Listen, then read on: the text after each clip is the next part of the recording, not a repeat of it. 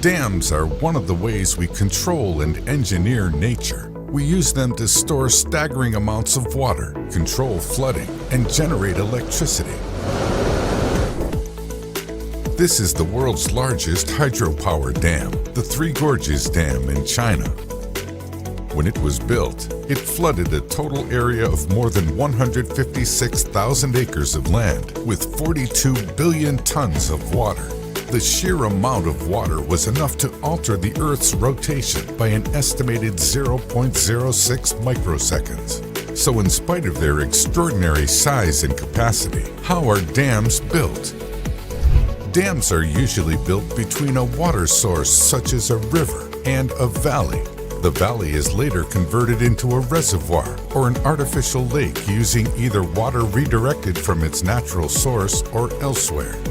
Rivers are diverted using tunnels along the side of the dam or its foundations.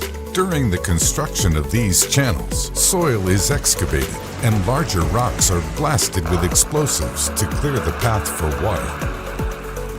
For dams built across large flowing rivers, simply constructing channels to divert the water supply won't be enough.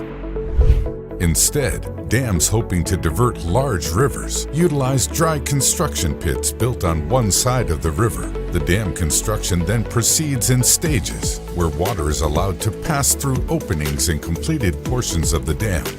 The reservoir can then be filled. Dams are either built on soil or rock foundations, depending on the type of dam and how much water it is intended to support. The foundation must be rigid and strong enough to support both the weight of the dam itself and withstand the water pressure exerted on it. Since foundations are built below the ground, pockets of soft soil or rock are sometimes found during construction.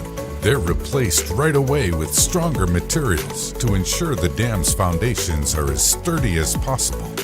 Then any fissures or cracks are filled up right away with grout to prevent water from leaking out once the dam is complete.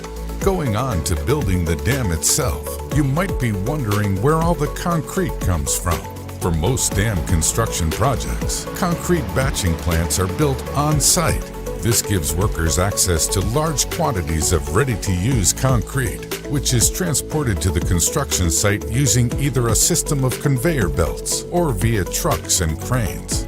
This concrete is then poured into a mold made in the required shape of the dam. The mold is built up in layers 3 to 6 feet high. After the dam is built, its reservoir can then be properly filled up. It can take several years for the process to happen either naturally or with the help of pumping units.